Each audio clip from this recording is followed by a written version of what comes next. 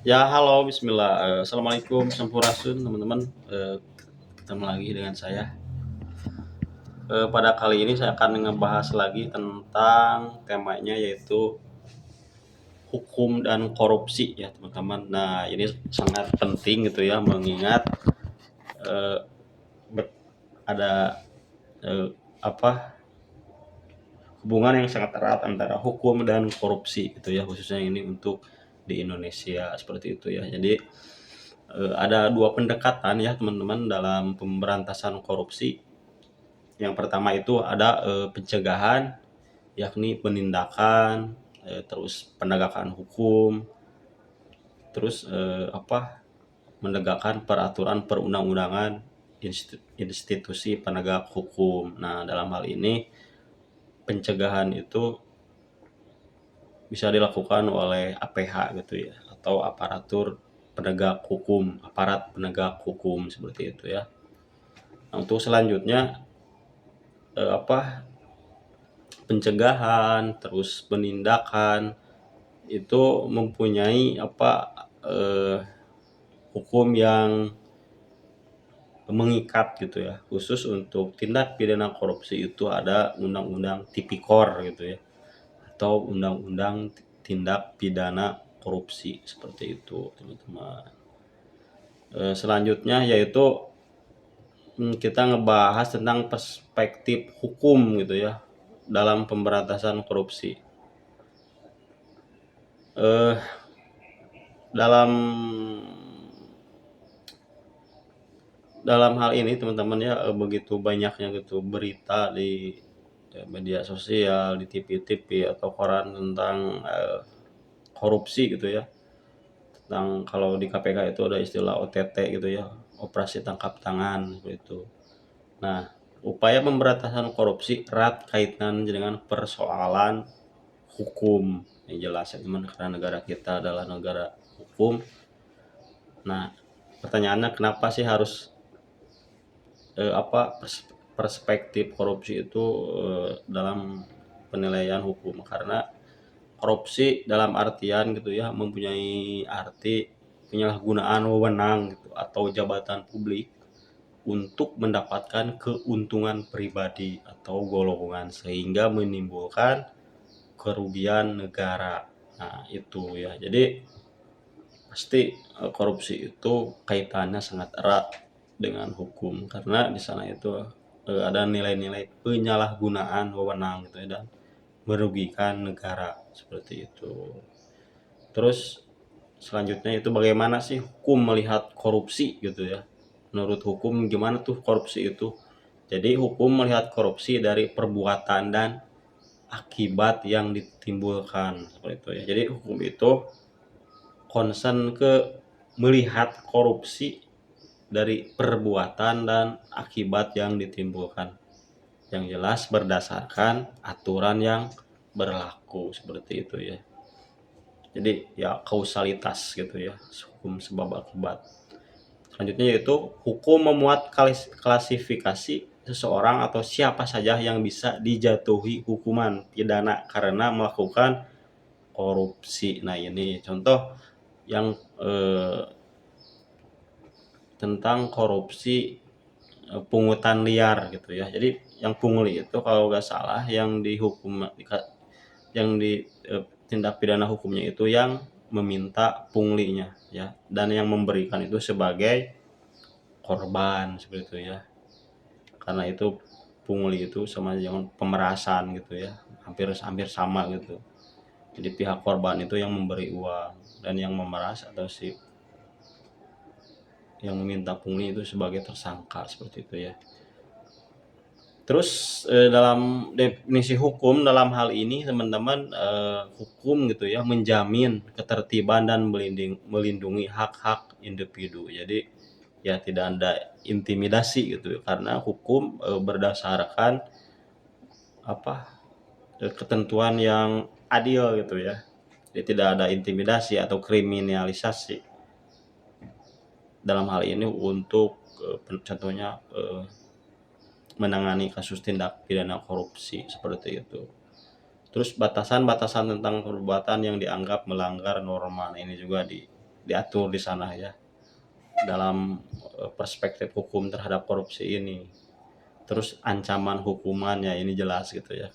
Ini sesuai dengan apa yang si pelaku perbuat, hukumannya itu akan disesuaikan.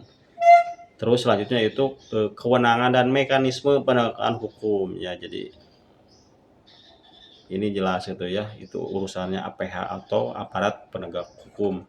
Dalam hal ini APH dalam dunia perkorupsian ada kejaksaan ya, ada kepolisian dan KPK seperti itu ya.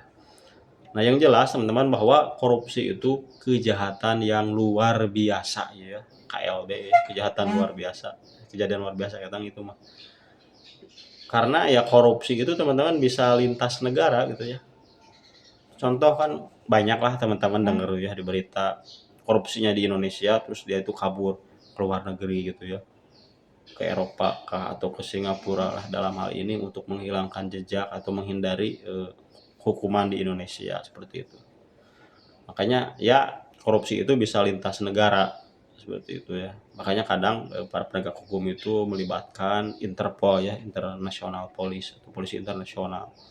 Ya karena si koruptor itu dia mencoba lari lah dari penegakan hukum yang ada di Indonesia seperti itu. Tapi ya awal akhir juga dia akan ketangkap seperti itu ya teman-teman. Karena ada istilah apa, sepintar-pintar meloncat bajing pasti jatuh, sepintar-pintar bajing melompat pasti akan jatuh juga seperti itu ya teman-teman. Karena ya korupsi merupakan kejahatan luar biasa ya karena efeknya gitu ya. Teman-teman mungkin lagi banyak mendengar gitu ya. Ada bangunan yang baru didirikan 3 tahun gitu atau 2 tahun dengan biaya 3 miliar gitu ya. Bangunan ini bangunan pemerintah dibiayai dengan biaya sangat mahal 2 miliar, 3 miliar, akhirnya roboh gitu ya. Terus ada sekolah yang dibangun 1 tahun, 3 tahun dengan biaya dari negara sangat besar, akhirnya roboh dan lain sebagainya. Itu kan banyak kemarin yang berita itu kan di Bogor apa di mana lupa saya. Ada apa sekolah yang ambruk. Nah, itu kan itu bagian dari mungkin saja ya itu salah satu contoh akibat dari korupsi ya. Bagaimana pembangunan dari bahan material terus mekanisme infrastrukturnya itu tidak memenuhi standar. Dalam ini kadang ada apa biaya-biaya yang jadi korupsi gitu ya teman-teman. Itu contoh manfaat ya, contoh dari resiko korupsi gitu ya, contoh negatif merusak. Itu baru contoh kecil saja, bagaimana dengan contoh-contoh yang lain gitu ya. Bagaimana korupsi di kesehatan, di pendidikan, korupsi di bidang apa bahkan mungkin pertahanan militer gitu ya. Korupsi di bidang pangan, korupsi di bidang bantuan sosial. Kan dulu pernah itu kejadiannya korupsi bansos itu banyak gitu ya dari pusat sampai di tingkat daerah itu ada. Kemarin korupsi Kementerian Agama itu konyol ya teman-teman, bagaimana itu? Oh, luar biasa gitu ya. Itu kan hal-hal yang dianggap kita itu gak mungkin tapi di dunia korupsi itu menjadi mungkin dan sangat konyol sekali. Nah, maka dari itu bahwa korupsi itu dinyatakan sebagai kejahatan yang luar biasa gitu ya, mengingat akibatnya itu yang sangat destruktif, merusak gitu ya. Dan dia merugikan kita semua gitu ya, teman-teman. Bukan hanya merugikan negara, pada hakikatnya ya masyarakat sebagai objek dari kerusakan yang diakibatkan oleh tindak pidana korupsi seperti itu teman-teman. Nah, maka dari itu ya teman-teman, jadi emang kita tuh harus peduli gitu ya, bahaya korupsi itu. Jangan baru nunggu terjadi baru kita ngomong ngoceh gitu ya, atau jadi kita tuh harus proaktif gitu ya, jangan reaktif. Viral dulu baru kita apa teriak-teriak gitu, itu kan reaktif. Tapi kalau proaktif ya terus-terusan gitu ya, wah resiko tindak pidana korupsi itu selalu ada ya, tidak ada tempat yang aman untuk tidak korupsi, semuanya gitu ya berpeluang seperti itu. Nah, dalam Kamus Besar Bahasa Indonesia, teman-teman, hukum ada definisi ya, pengertiannya. Yang pertama yaitu hukum adalah peraturan atau adat yang secara resmi dianggap mengikat yang dikukuhkan oleh penguasa atau oleh pemerintah. Seperti ya. Makanya ada istilah di mana ada masyarakat, di situ ada hukum gitu ya. Yang selanjutnya pengertiannya itu undang-undang atau peraturan dan sebagainya untuk mengatur pergaulan hidup masyarakat. Yang jelas hukum secara simpel itu aturan ya teman-teman, bagaimana sih aturan berbangsa bermasyarakat gitu ya, khususnya kita di Indonesia, agar tujuannya hukum itu keadilan itu ada gitu ya teman-teman.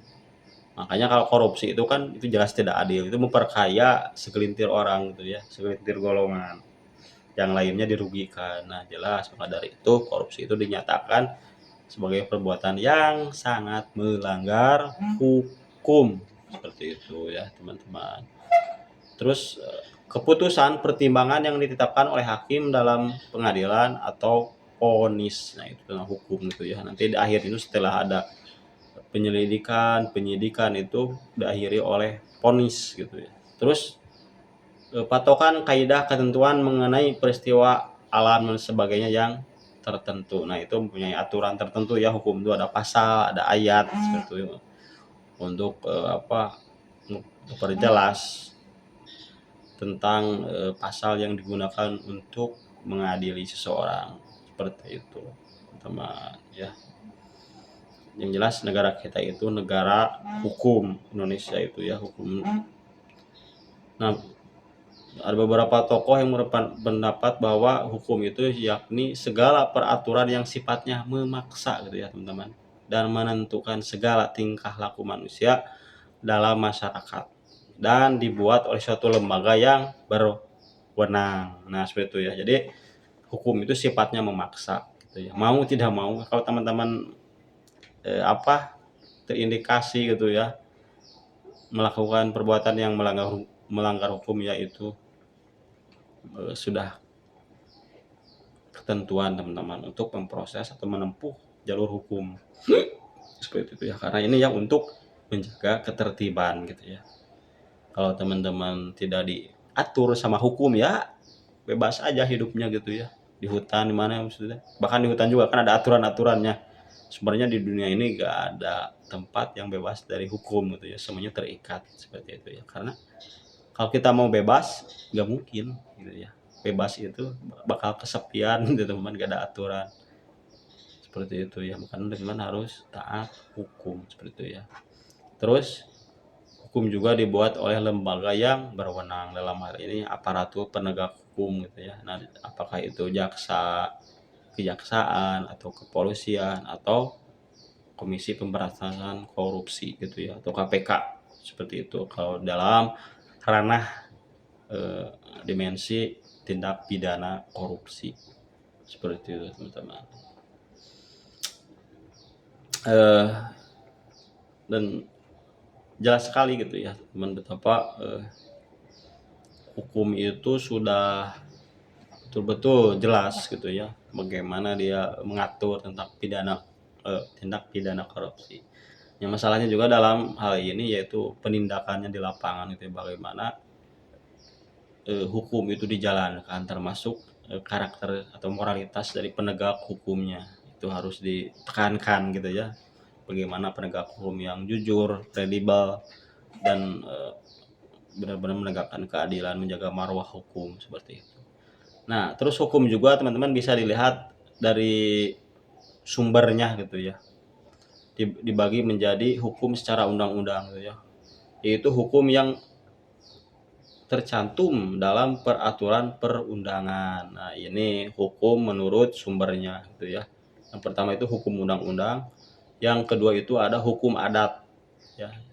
Jadi hukum adat itu yaitu hukum yang terletak pada peraturan-peraturan kebiasaan. Nah, meskipun tidak tertulis, tapi hukum adat itu harus gitu ya dipatuhi oleh suku subkultur tertentu gitu. Karena kalau tidak itu bukan menjadikan ada sanksi sosial gitu ya, semacam pengucilan atau lain sebagainya. Makanya itu hukum adat itu teman-teman harus paham gitu ya. Seperti contohnya di Sunda gitu ya, mungkin beda dengan di daerah-daerah lain karena kita mempunyai hukum adat tersendiri. Walaupun tidak tertulis, tapi setidaknya itu harus dituruti gitu ya oleh penganut subkulturnya itu ya, kalau tidak seperti yang tadi saya katakan akan terjadi ada sanksi sosial seperti itu.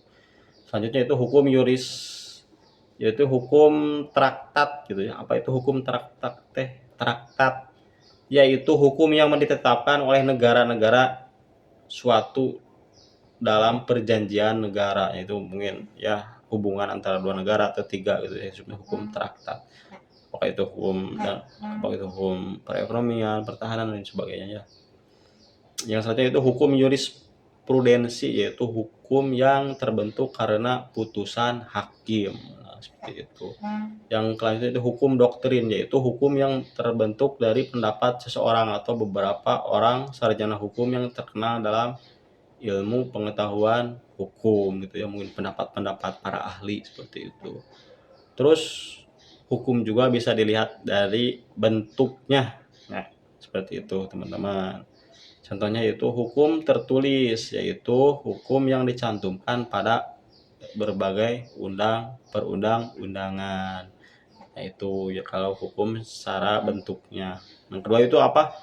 Hukum tidak tertulis atau hukum kebiasaan. Seperti tadi ya, hukum adat. Kebanyakan hukum adat itu tidak tertulis, yaitu hukum yang masih hidup dalam keyakinan masyarakat tapi tidak tertulis namun berlakunya ditaati seperti suatu peraturan perundang-undangan kebiasaan seperti itu ya.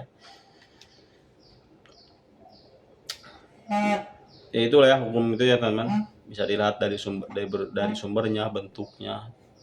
Hukum juga bisa dilihat dari isinya. Yang pertama yaitu hukum privat teman-teman, yaitu hukum apa itu privat, yaitu hukum yang mengatur hubungan antara orang yang satu dengan yang lainnya dengan menitik beratkan pada kepentingan perseorangan. Hukum yang dicantumkan mengenai hukum privat meliputi hukum sipil dalam arti luas, yaitu hukum perdata dan hukum dagang gitu ya.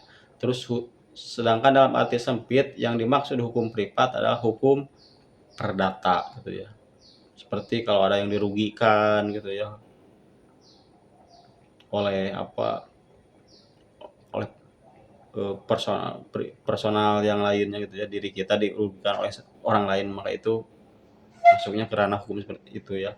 Terus itu hukum publik, yaitu hukum yang mengatur hubungan antara negara dengan alat kelengkapannya atau hubungan antara negara dengan warga negara seperti itu ya. Termasuk dalam hukum publik adalah hukum tata negara, hukum administrasi, dan hukum pidana. Nah, itu gitu ya. Jadi hukum itu ada hukum privat kalau secara isinya dan hukum publik.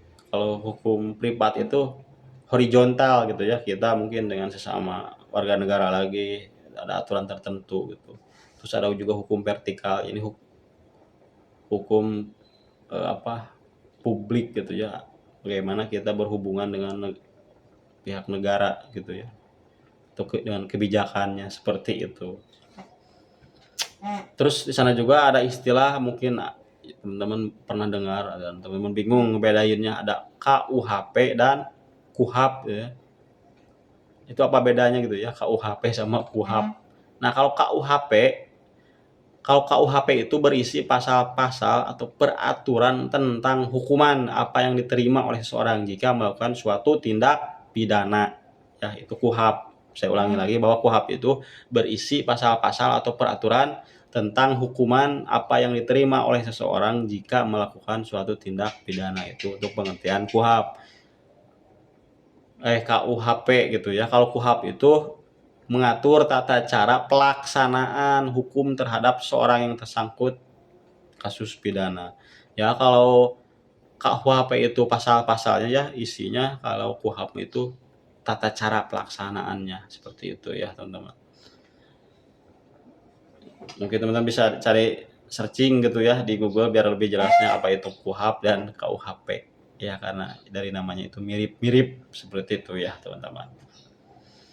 Nah, seperti itu ya teman-teman. Jadi ada sedikit pencerahan gitu ya, bagaimana hukum dan korupsi itu tidak bisa lepas gitu ya, dua-duanya itu menjadi bagian ya, seperti dua mata koin gitu ya, eh, sesuatu yang tidak bisa dipisahkan ya antara hukum dan korupsi, seperti itu ya teman-teman. Nah, segitu dulu teman-teman pertemuan kali ini ngobrolnya dengan saya. Semoga itu harus bermanfaat ya konten saya ini. Mungkin teman-teman jauh lebih paham dari saya, tapi setidaknya saya belajar gitu ya untuk berbagi seperti itu, dan tidak untuk berdiskusi dengan teman-teman. Untuk selanjutnya saya ucapkan terima kasih dan sampai jumpa. Bye.